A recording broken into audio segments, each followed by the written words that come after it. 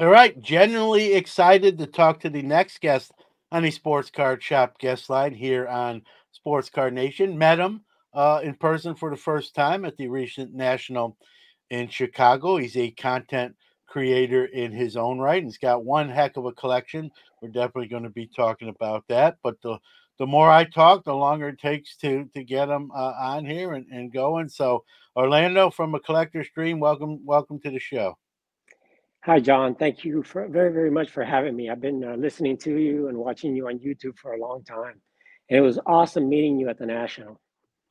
Likewise, no doubt. And I talk. I like to throw the two A words out a lot. Not the bad A word, but the two good ones: ambassador and advocate, right? Of the hobby, and you personify both of those words. Um, uh, you do a great job. You have a passion for this hobby, for the cards, and not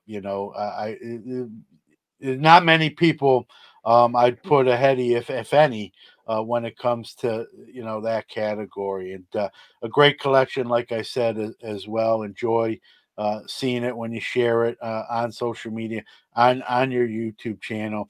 It's kind of this is your first time on the podcast. It's kind of the boring starter question, if you will, but take us back to where it all started for you. How did you get your start in the hobby itself?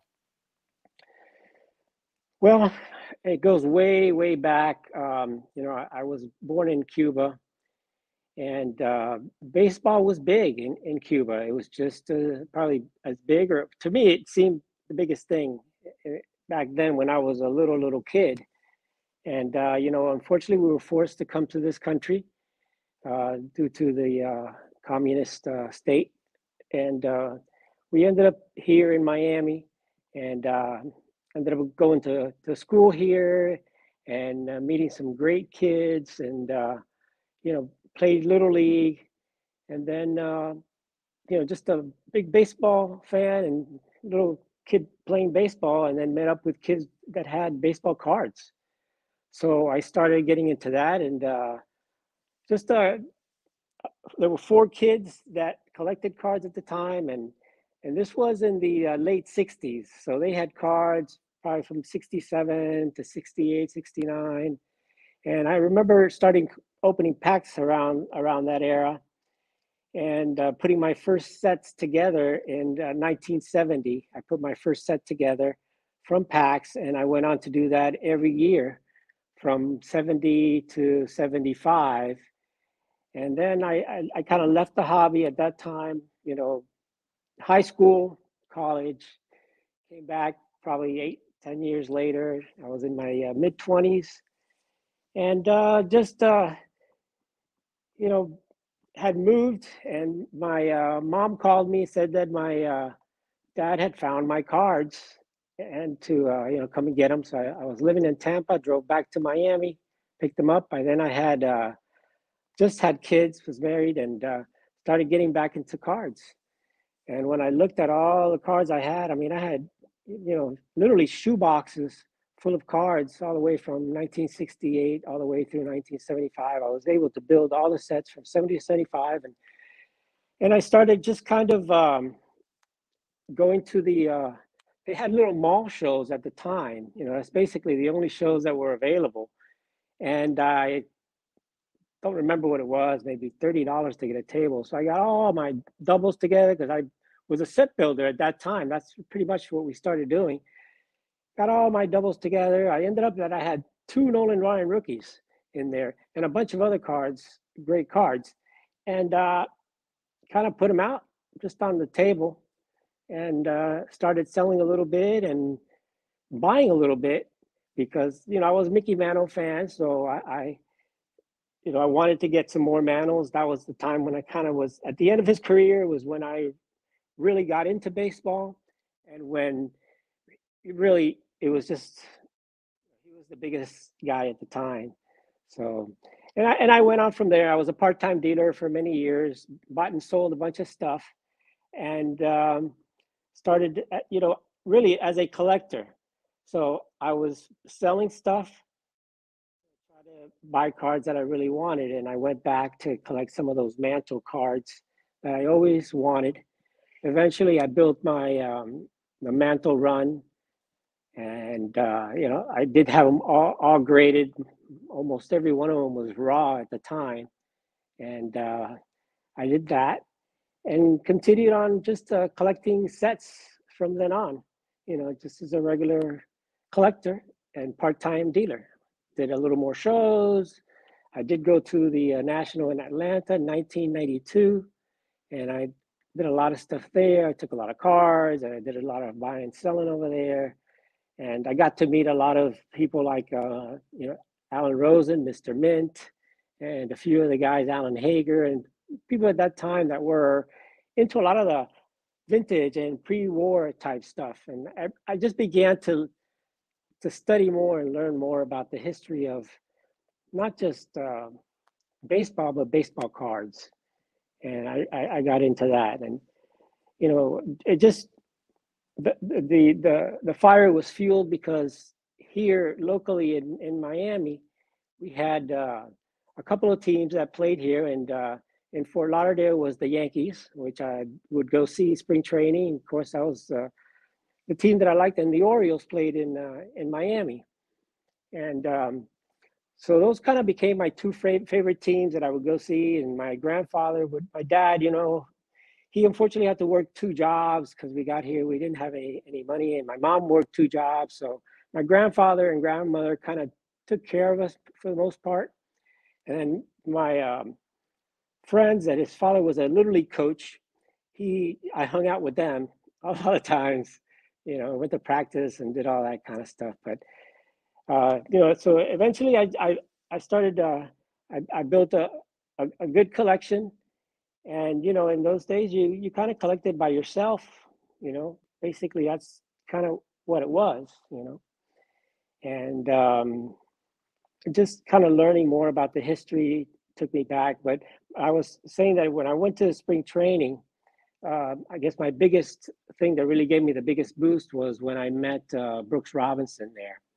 And Brooks Robinson literally took me, as a kid into the dugout after the game, because in those days of spring training, I mean, you could kind of go right up there, right by the fence there, and talk to the players right after the games were over. And what happened was that my grandfather knew one of the pitchers for the Orioles at the time, Orlando Pena. My grandfather sponsored a baseball team. He owned two small local supermarkets in a small town, and he sponsored a local team in Cuba. And one of the players was Orlando Pena.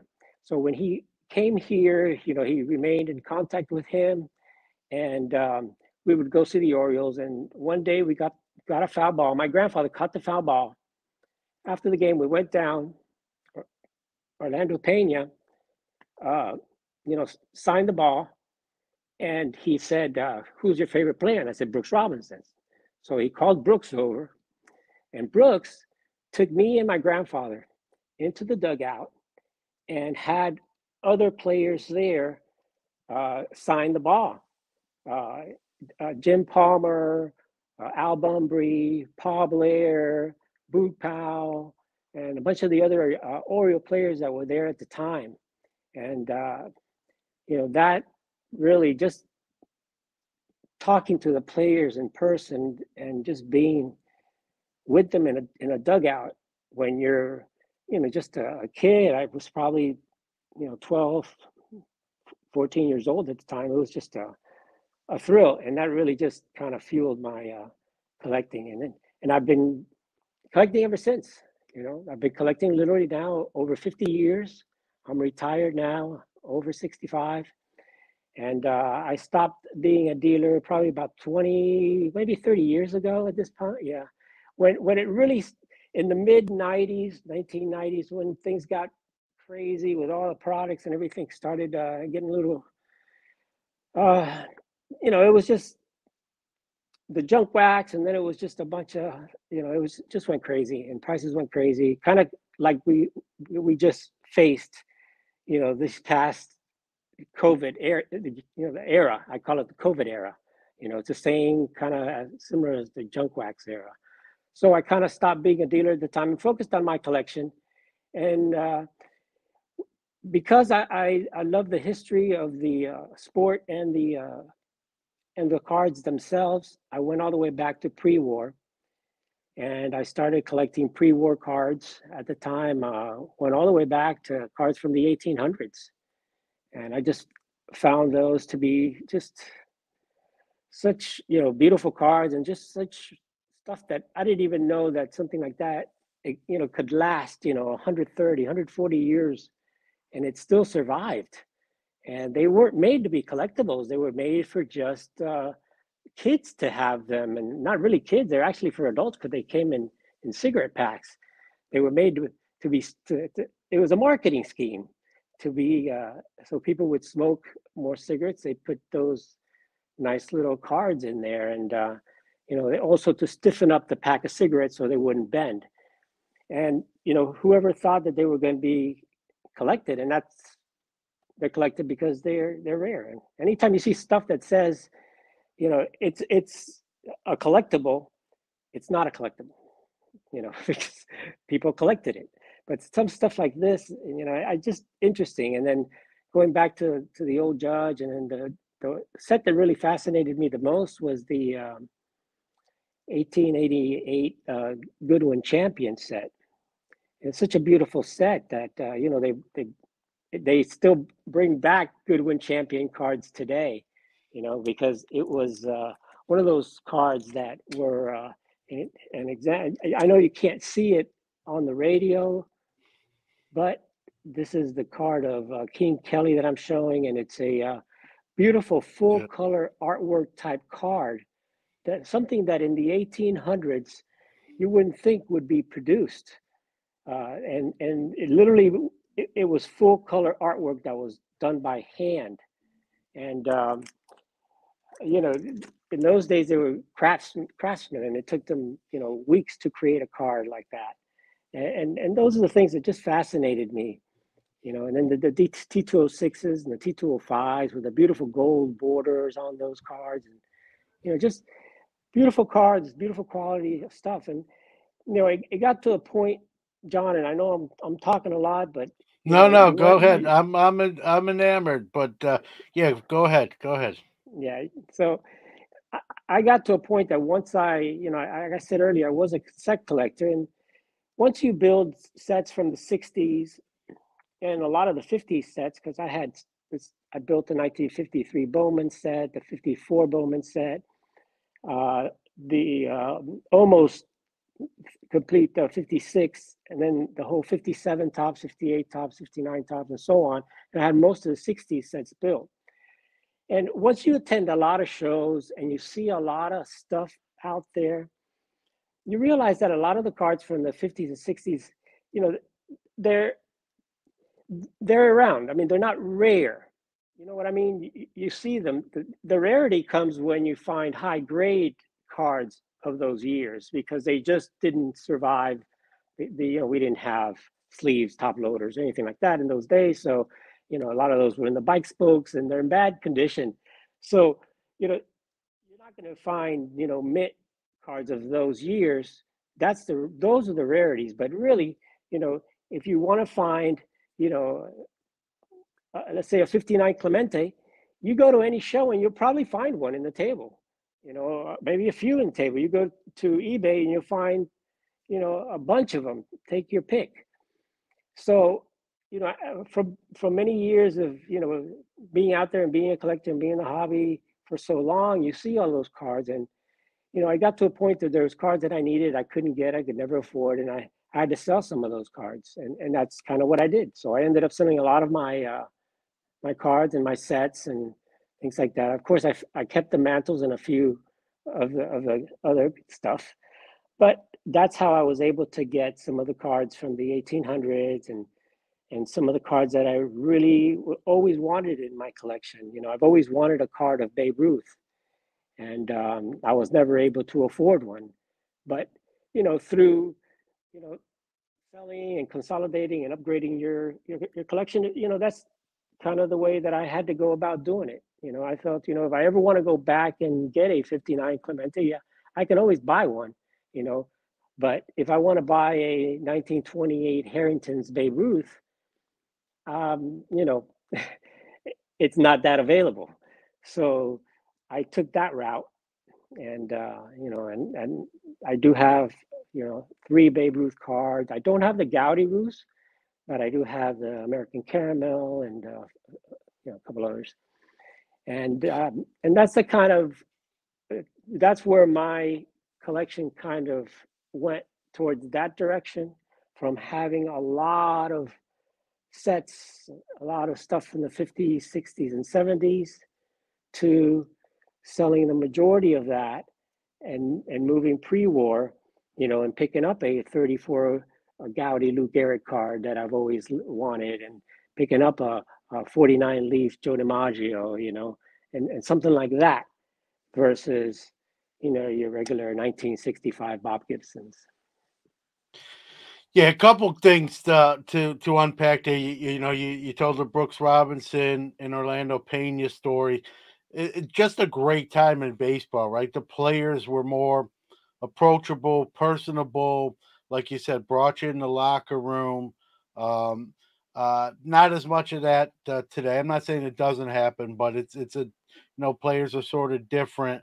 And my dad on this very show talked about growing up in Brooklyn and Ebbets Field and meeting the Jackie Robinsons and Duke Schneiders and Roy Campanella and Pee Wee Reese, and they'd shake his hand as a kid and say, "Hey, are you doing good in school? Are you doing your work? Are you studying?" And that sort of stuff.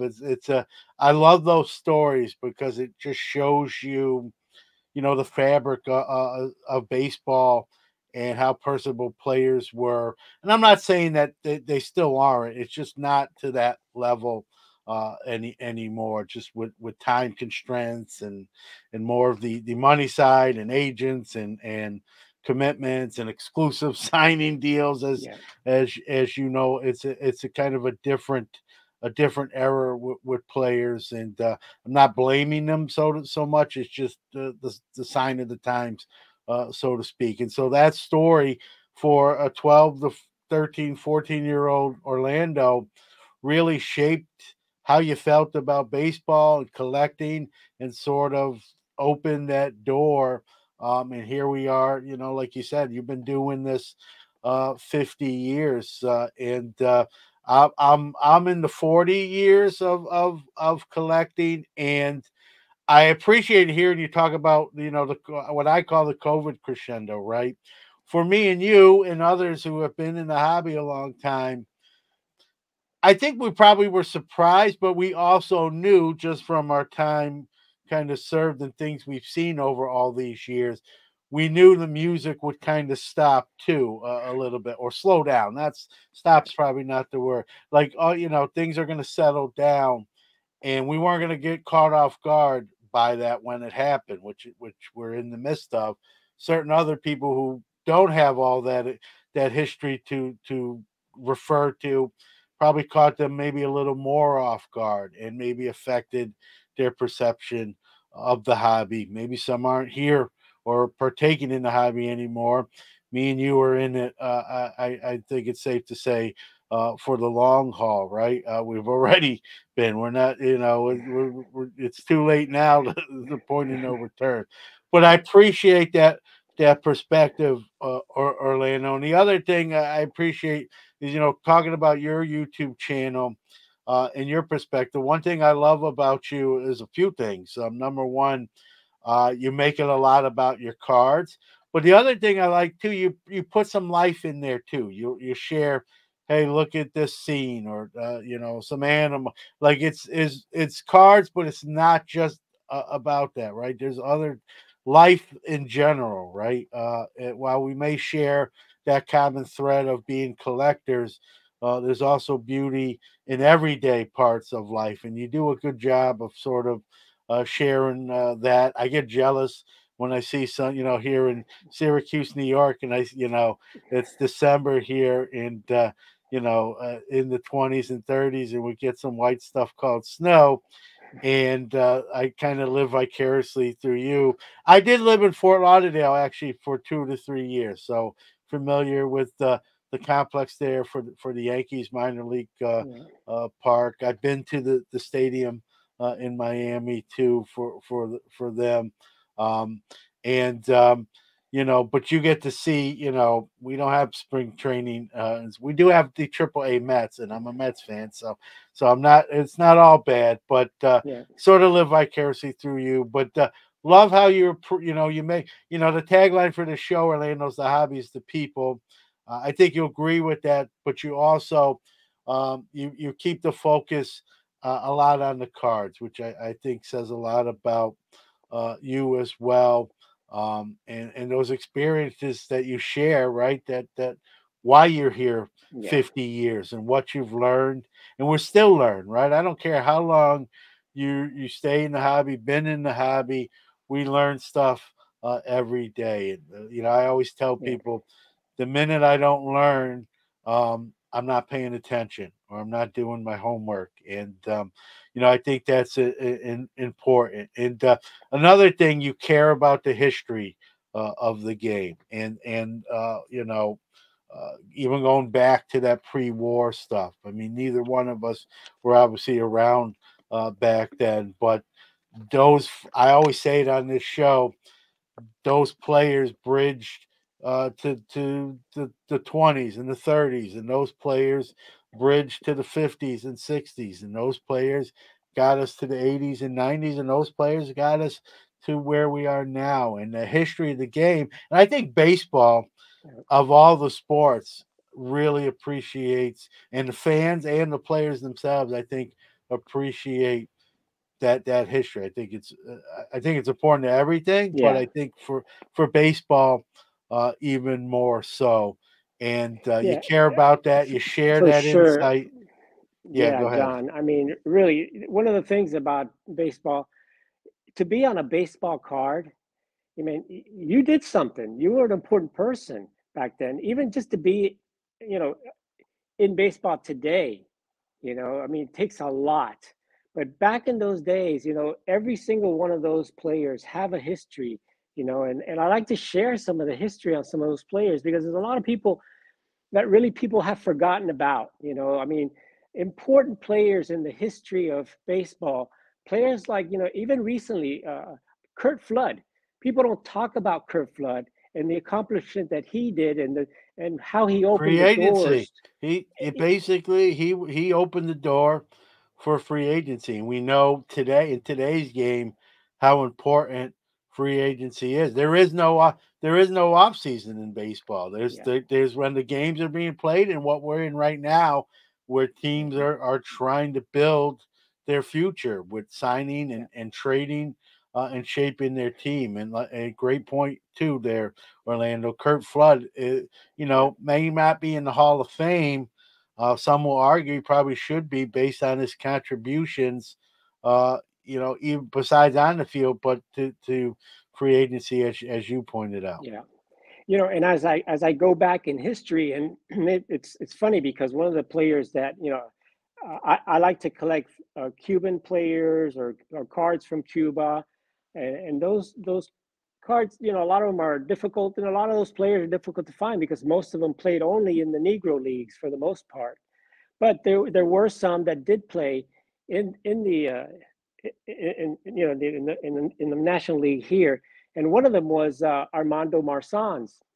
And the thing that people don't realize about Marsans that in 19 he came in 1909. He started playing. He played with the Cincinnati Reds. He played 8 years in the league, and then he in 1914 he wanted to go and move to the Federal League. And it was different in Cuba than it was here in the States, even back in those days. I mean, you're talking the early 1900s, 1910s era. Back in blacks and whites played together in Cuba, basically, in that era.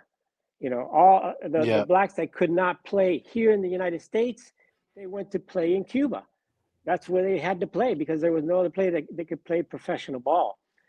And yep, then, they came here, played in New York Cubans and things like that. So Armando Marsans was one of you know, white players that came here along with Rafael Almeida and later on Adolfo Luque. So he came here and he wanted to move to the Federal League, but he couldn't because of the contracts and the things, the way that it was set up here, and the Reds and the management and the stuff like that. So he was kind of blackballed. He had to go through court. So the first major court fight for free agency was in 1914, and it was called the Marsans case, and it was for Armando Marsans. And that year he had to play for 3 different teams. Eventually, he ended up winning his case, which kind of opened the door for other cases in the future. And then, of course, then later came the Curt Flood, and that opened the gates wide open. Yeah, no doubt. And then for the modern game in Major League Baseball, and it's those stories right there, Orlando. Right, Matt? Many people don't know that, and now they do if they're Yeah. listening to this. And important, right? Not a home run. It's not a game winning World Series hit, but it's equally as important to the fabric and history of the Yeah. game and what comes after those kind of uh, things to opens the door for other players. They can point to Marsans, as you pointed out, as hey, now I can do something that maybe before wouldn't have been possible. And those kind of stuff, and the fact that you care about it and share it, I think again speaks volumes about your love of the game and the history. And I think it's important. I think the stuff like that is contagious. I think certain people can gravitate towards that and share it. And that's how, those guys are not here with us anymore, but their stories and their legends live on through the sharing of history, right? And that's not just baseball, that's just life. And I think Yeah. it's important for those of us that do it to do it as much as we can, because that's how Exactly. that's Yeah. how people learn, and then Yeah. they tell the next generation of fans, and people, and it continues and it's important. Besides being a story, it's an important a story, and I Yeah. definitely appreciate that about you and your content. Like I said, you're sort of put the focus on the right things. You Yeah. mentioned, I mean, you know, yeah, go ahead. I was just gonna say, just to tie on the reason I started my channel is, many people like me collected alone for a lifetime and never shared my collection. Even my family really, they knew I collected, but they didn't have an idea exactly of what I had. And I thought that, and my dad passed away a couple of years ago. He was the one I shared most of my collection with. And, I said, life hits you, and you say, uh-oh, my dad passed away. So I said, I thought about it. I talked to my daughter, and my daughter is someone that's technically can do all that stuff. So she set up my YouTube account, and I did it really to document my collection, to let her and the rest of my other son, my family know what cards I had, and just kind of share that and talk a little bit about the card so they would understand, what I collected, why I collected it, and explaining the card itself. I mean, I don't talk about prices in my videos at all. I really don't even show my face in my videos. It's all focused on, the card and the player and what he has contributed or to the history or whatever I can share about that player or that card is what I tried to do. And that's kind of how I started my channel, and it just kind of it just I don't know, it's just incredible that I'm just showing cards and talking about cards, and people are subscribing, and I got a lot of shout outs from a lot of guys. And when I went to the national in Atlantic City, I met so many people, and then I got so much shout out, and all of a sudden, make a long story short, I got over 2,000 subscribers. Well, that Crazy. listen, that's a testament to you, Orlando. I know you're not going to so much give the credit to yourself, but I think it's what we talked about. It's your passion, you caring about the history. I think like-minded people sort of gravitate to that, appreciate that. Even people who may not be like-minded, at least initially, right? You open that door up for them and like, hey, this is important. I didn't till I heard Orlando say that. I had no idea who that person was or what he did and why it's important, even though it's 123 years ago, or 130. Why it's important now. It set the groundwork for what we have today that we sort of take for granted. It's just we Yeah. wake up and like, hey, who signed here, or who got traded here, or who went to Japan and is playing there now. Right. They left Right. major, it's those folks that did it way back when that you're Hmm. highlighting that Hmm. that happens today Hmm. because of that. And there's a Sandy Koufax Yeah. rookies. I look at something like a Sandy Koufax rookie who's already accomplished, already established, and those are the people that I really want to focus on because it's just who knows what's going to happen. I mean, look, if you really take a look at some of the new blood that came into the hobby, it's great and it's not so great because there's a lot of young people that came in it really for the money and for the flipping of the cards, and that really was what really attracted so many. But if you start looking at now at some of those YouTube videos, where are those flippers now? The guys that would come in and, oh, I just bought $10,000, $15,000 worth of cards and flip them tomorrow. And I don't want to name names and stuff, but we all know who they are. And they were all over YouTube. They're gone. And I think, it's good and bad. You don't want to see people not be successful in the hobby, but I think it's great for the collectors because what I've noticed is that a lot of those guys, even uh, vintage, a lot of those had some vintage cards, but they really were not collectors. They had the cards and they were just had it holding it until they were ready to sell. And I think what's happening now is a lot of those the modern flippers, they're they can't make it, and that's why you've got all the rest of the repacking, all that issues going on.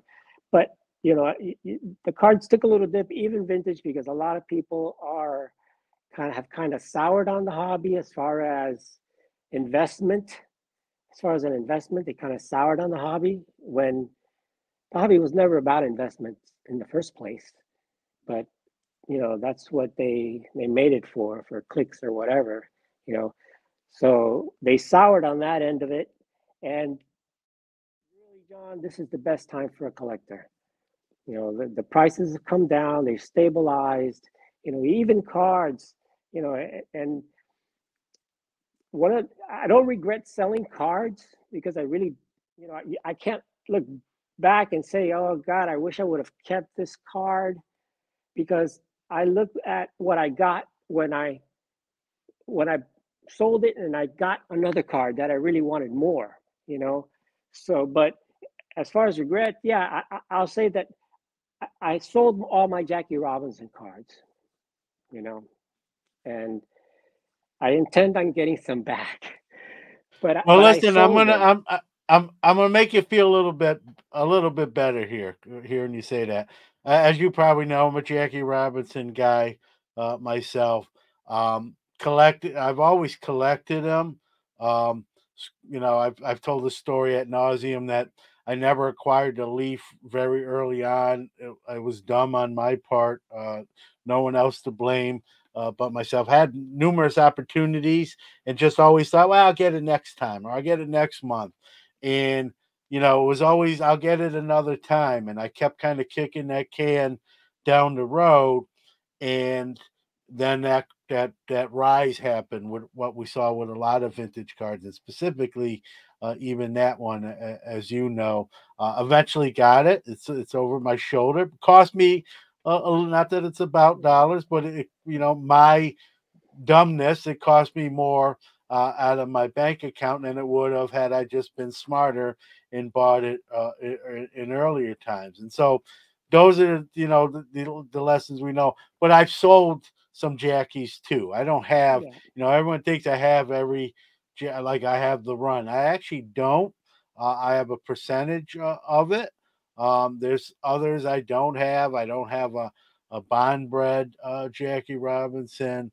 I don't have certain other ones like you. It's on my list to sort of Hmm. fill in those blanks. Hopefully someday, Yeah. I have enough time to do it. And but so don't feel like you're talking to a Jackie guy who's done the same thing, right? So we Yeah. do. As a dealer myself, I still do shows, right? You mentioned flippers. I want to kind of talk about. I've always said hobby your way. While I'm not a flipper, and I may not do that, and it's not my thing. The transactions they were doing are important for the Yeah. hobby. Um, I think it's better to have someone. I think you'll agree with this too, Orlando.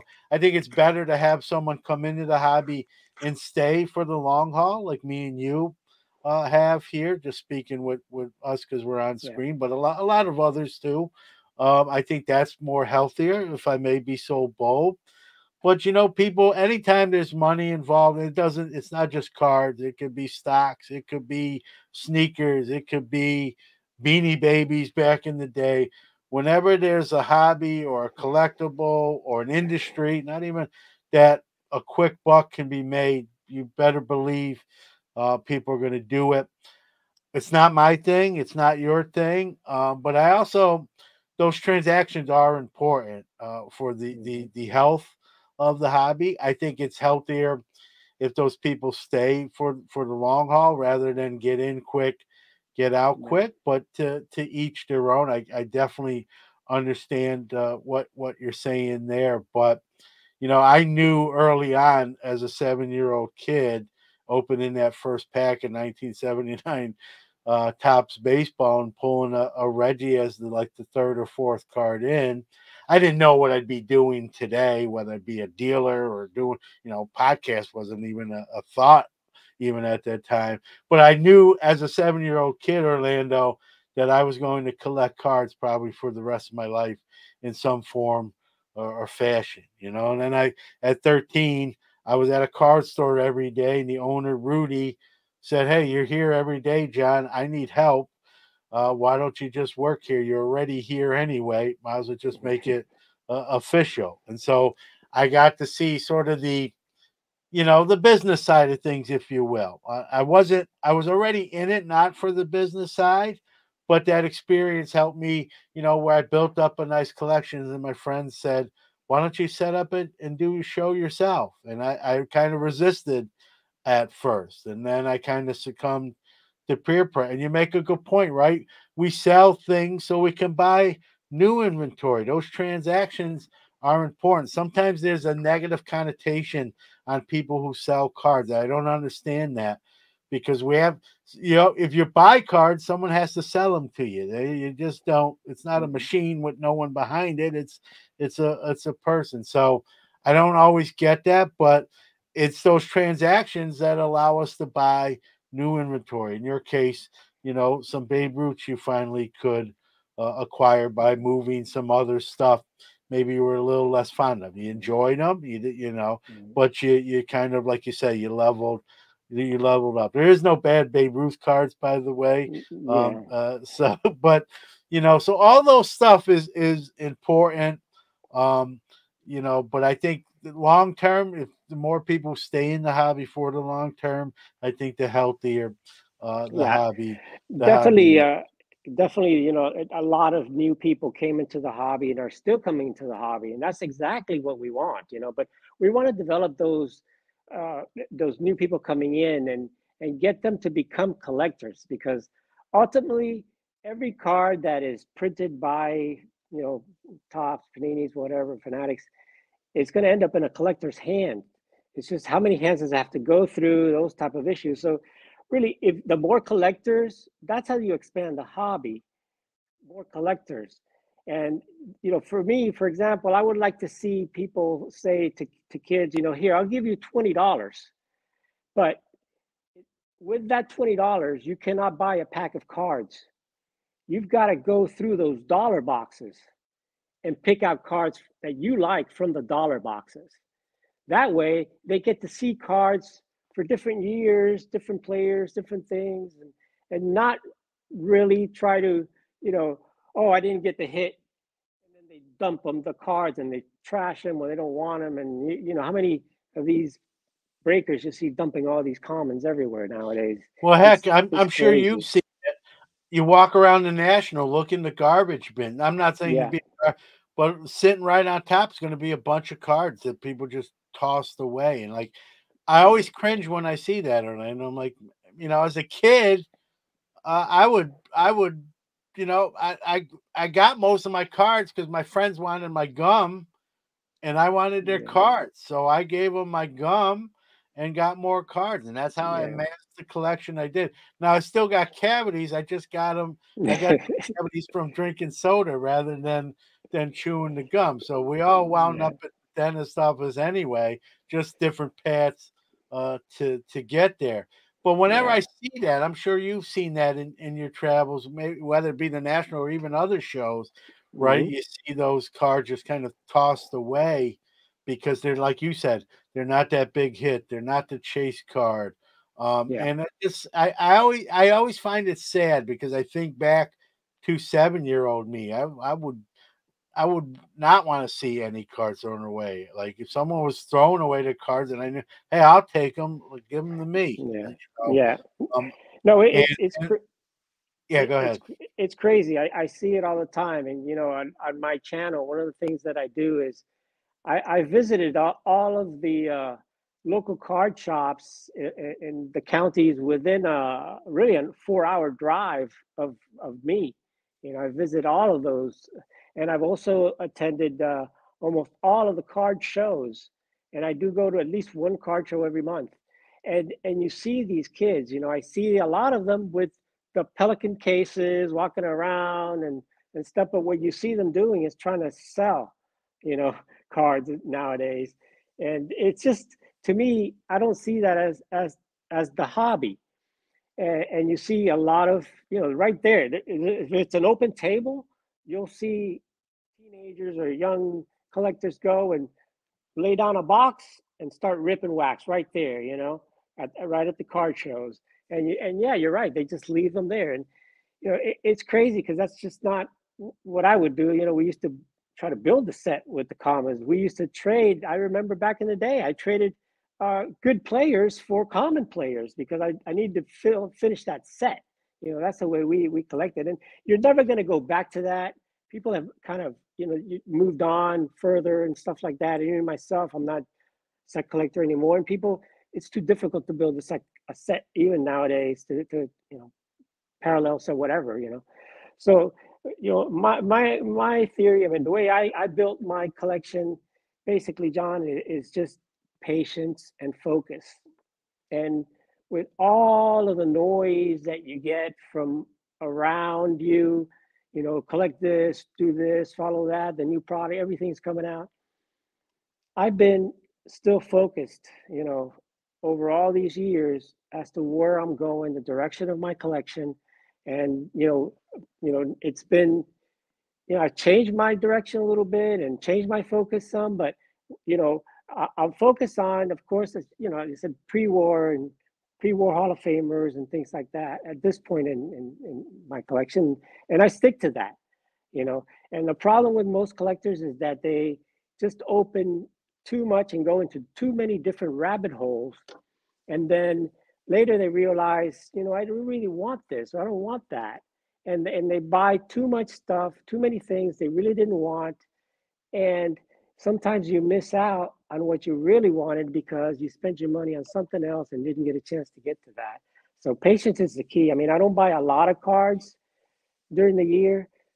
I Purchase wise, I think I bought, four pretty big cards, and the rest has been fairly small. But I have picked up some good cards trading with people, and that's one of the things that I found, not just at the national, but with other YouTubers, and that's one of the things that helps out.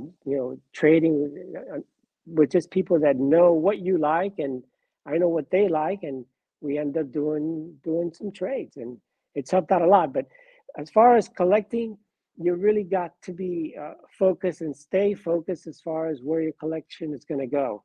And if you're looking for a particular card, and it's a card that is pretty available, let's say that you can probably find them on eBay, take your time, find the right card for you. If you like registration in the card, find one that's really well registered. If you like centering, make sure it's the one that's going to be centered the way you want it. If you like the sharp corner, whatever it is that you're looking for in that card, if you're going to buy one, and I'll tell you, I'm going to be looking for a Jackie Robinson at this national coming up, and at Strongsville too, by the way. And I sold mine.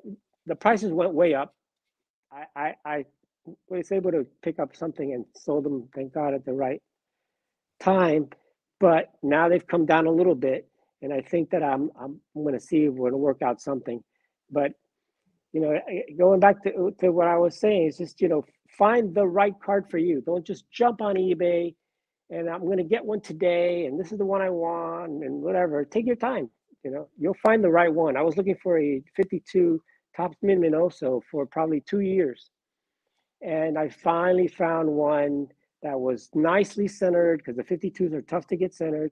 Nicely centered, nice color, great registration, and it was graded a 5, but it looked like a 6 or a 7. And that's Yeah. the one I ended up getting, because when you're talking with vintage, it's all about the eye appeal. And don't focus only on the grade. Really take a good Yep. look at that card, and what can you live with. Vintage cards are all going to have a flaw or a couple of flaws. What can you live with, and what can you not live with? Because if you buy a card that you can't live with, eventually you're going to say, God, I really shouldn't have bought that. It has that crease there that it just cut. I keep looking at that crease. So Yep. uh, that's really my focus. That's my advice to everybody: is take your time. Once you decide the card you want, take your time. Don't rush into it. Don't jump. Find the right one for you that's going to make you happy with whatever criteria you decide is what you want. Those are all great points, Orlando. Just want to kind of unpack some of that, right? I'm guilty of this myself, right? One of my early mistakes with collecting Jackie Robinson is I wasn't focused. I was sort of scatterbrained, or not locking in to just, hey, buy this. Now you have that, buy the next one, especially when prices, like you said, were a lot lower. And then they crescendo. They have come back now, which is a great opportunity, right? I talk about this all the time on the show. Yeah, it's a double-edged sword. As a dealer, when I'm comping some of my stuff to put out my showcases, and I got to take out that price gun and lower some stuff. It is what it is. I don't complain too much about it. I've done this long enough. I've seen it time again, Mhm. so I'm used to it. Maybe someone who's new as a dealer will have more growing pains with that. It's sort of old hat for me, but as a collector, it's a great opportunity to acquire some cards that before were out of your grasp, and now they've kind of come back into budget restraints, and it's a great opportunity for me even to pick up a couple of those Jackies that I don't have as of yet. Like you mentioned, it's a great opportunity to do it now. So I'm sure you get asked. I get it. Is the hobby ever going to rise up again like it was? It's gonna. It's maybe not to that level. I think that was sort of an anomaly with COVID and people being home and some surplus income and some help with the government giving stimulus checks. And so it was all those ingredients, and that led to the hobby sort of booming. It's going to rise again, maybe not to that Mhm. level, but higher than it is now. right? It's a, you know, timing is so, you know this more than anyone. Timing is so important. Like, you know, I hate to say it like this, but when it does rise again, sell some stuff you're not super attached to, you know, and then when stuff sort of settles down, use that profit, if you will, to buy stuff you're more looking for, more attached to, and kind of, you know, that timing is so key. And for me, it cost me more money because, you know, when I should have bought the Jackie Leaf rookie, I just kept poo-pooing it and putting kicking the can down the road, just thinking, I'll get it next week, next month, 3 months from now. It'll always be there when I'm ready to make that purchase.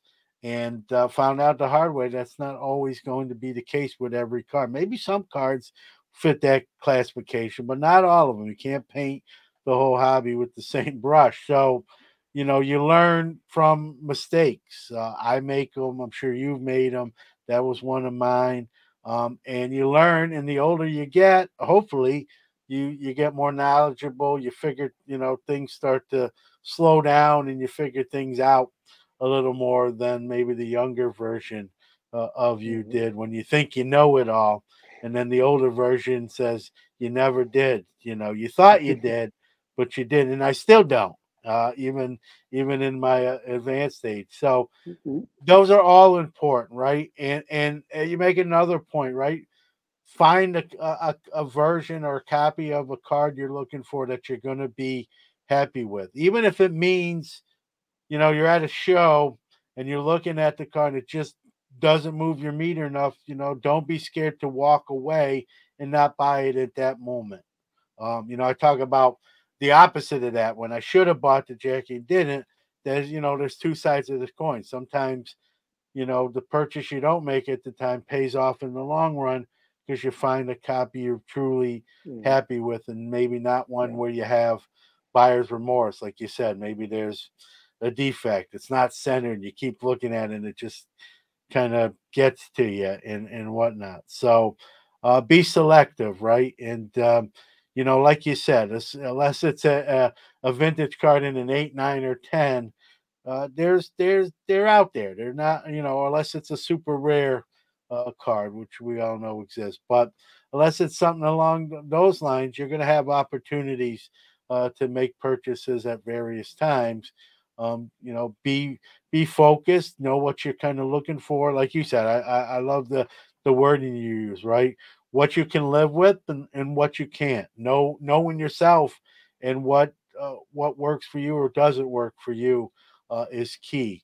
And you know, you gotta, you know, at the end of the day, right? You have to collect for yourself and what you like. You can't. You can ask Mhm. some other people's opinion. Hey, what do you think of this card? What do you think Right. of when you look at it? What do you think?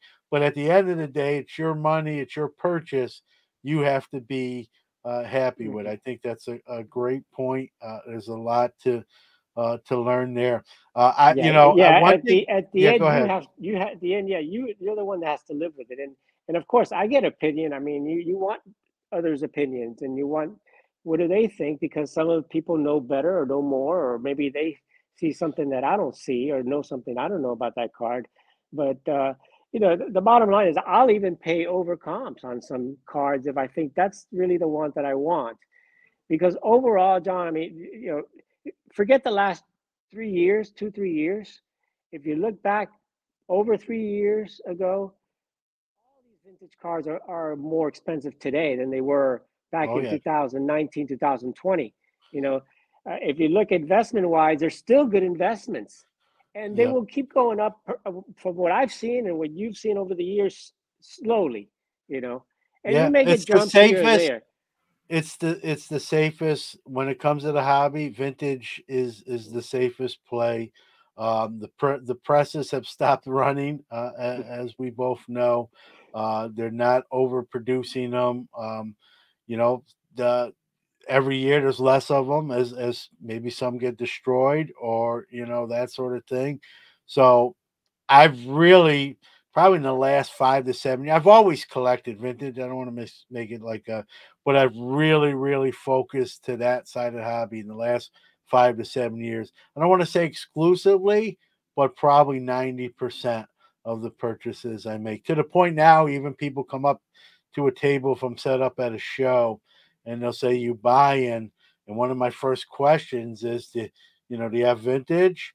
And if they kind of say, it depends. I don't know. If they say no, sometimes I'll still look, but a lot of times I'll be like, I'm just kind of in vintage mode today. So sometimes I won't even look. And, there could have been a deal to be had, but it's just that's where 90% of my focus is. So a lot of it's, how's the show going, how am I doing too? That's a factor. Mhm. But, um, and I like to sell. I'm gonna be very honest. I like to sell that modern stuff and ultra modern stuff to buy vintage. It's just something I've done in the last probably 7 to 9 years more than ever before, and that's just where I'm going. For obvious reasons that we've all already talked about. I think for me, for you, for many others, I think that writing sort of on the wall to when you look at sort of where the hobby is today. Yeah, I know you have the whole Mantle run. I'm sure you enjoy every one of those cards, but which one's your favorite? It's probably like asking a parent to pick out their favorite child if they have more. For me, it's easy. I only have one son, so it's an easy answer. But which card does it for you the most? Maybe that's a better way to For ask the me, question. it's my the 53 tops. I just love the look of Mantle and how that portrait is drawn there. I just think that 53 top set is beautiful, and that mantle to me, it also has, especially, well, the mantle I have has meaning because that's kind of the first big mantle card that I bought, because I had some cards from the 60s, but that was the first card I ever bought from the 50s of mantle. And I got that card raw, and it was, to me, it was like, wow, I couldn't believe I had a card that old, and I had a mantle that beautiful. And it took me a couple more years before I got another 50s mantle. And that one, I just stared at it for so long. And then I did get it graded with PSA, and it came out a PSA 6. And it's still one of the most favorite cards in my entire collection. Yeah, I can't argue. 53 tops just as a set and the design is one of my when people ask me like favorite sets or favorite designs or look at the car, it's one of the first sets I mention is that 53 top Yeah, set. It just even today it kind of bridges cards we have today and the vintage cards of the past. It sort of melds both of those worlds with some artwork yeah, and close-up photos and that sort of thing, which I'm a big fan of. Seeing that player. Um, Two things you collect that I've gotten into, especially in recent years, is boxing cards and tickets. yes, Um, I'm trying to get more into tickets, but man, it's getting harder to as prices. I'm always bidding, but I never seem to win them. yeah, I do have a few. Um, I did a show about tickets on Hobby Quick Hits Orlando, and I think it's people don't realize. We talk about scarcity.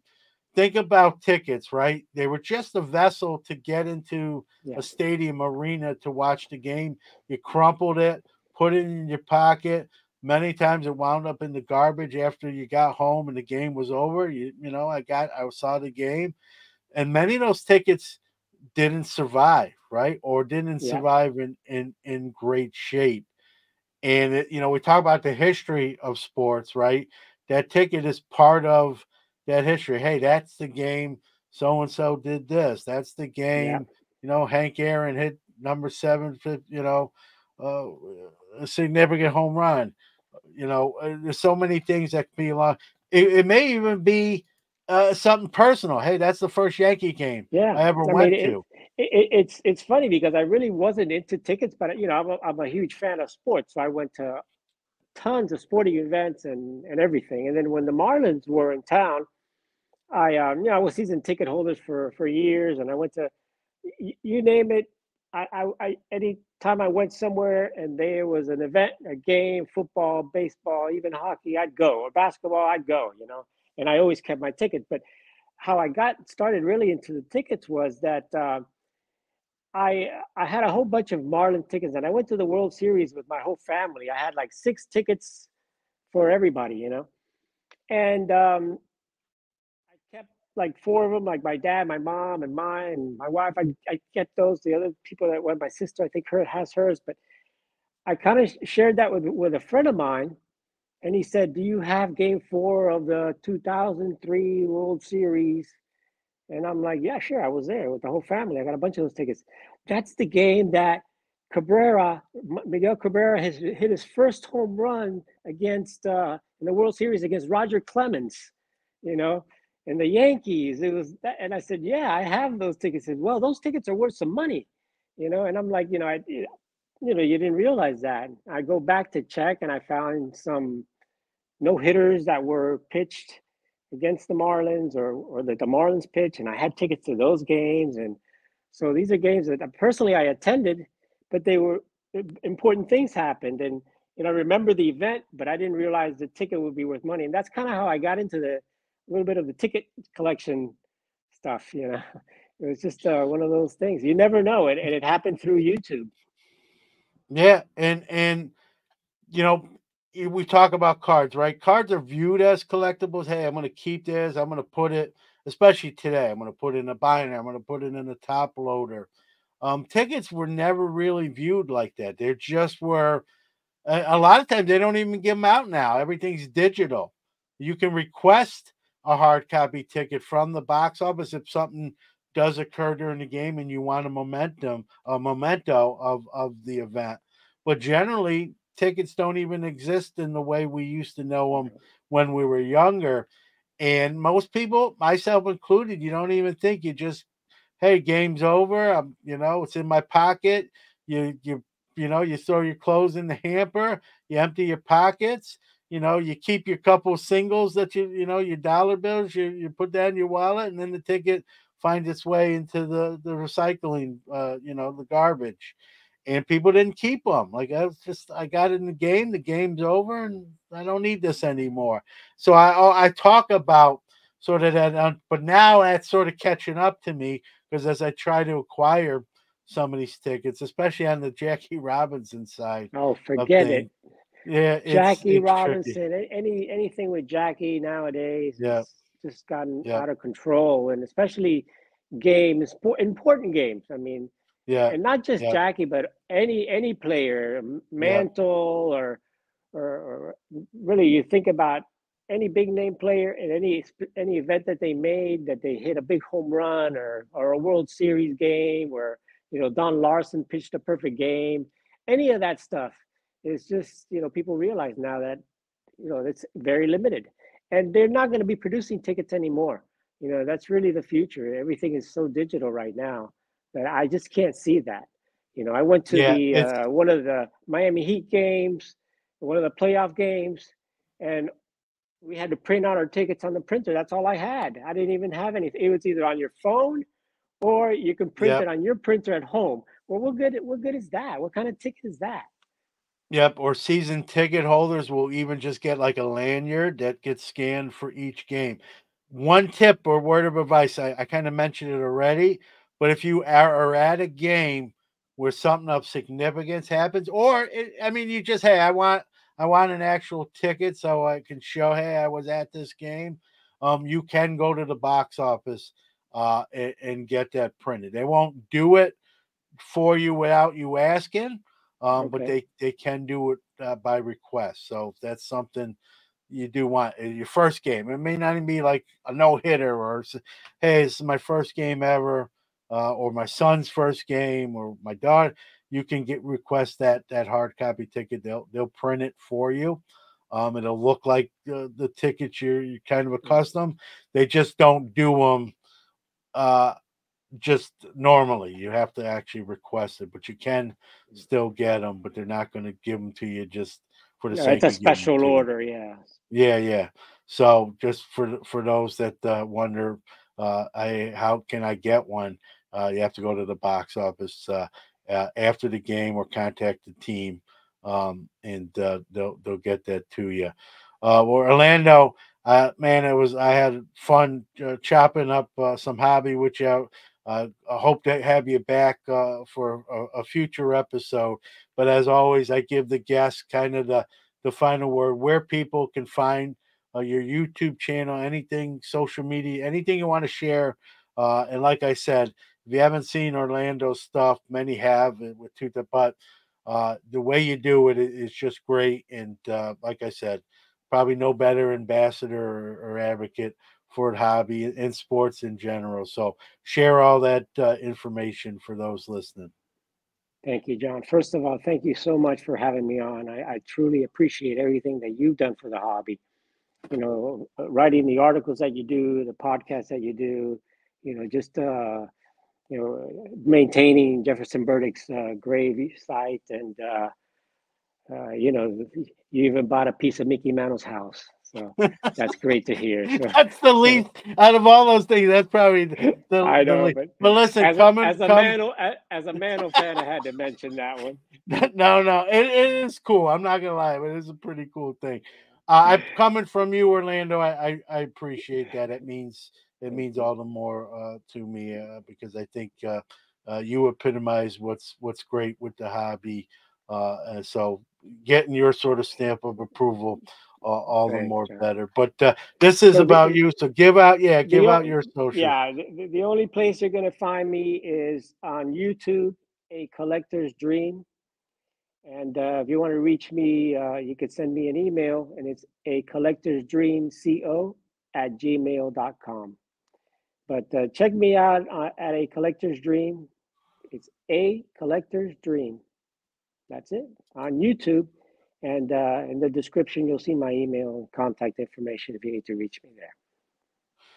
Well, Orlando, you don't need me to tell you this, man. Keep up the great content. You're educating as much as anyone in the hobby. I think education in the hobby is like we discussed. I think there's not enough of it. I think there needs to be more, and you're leading sort of by example. I've tried to do a little bit as much as I can, but you do.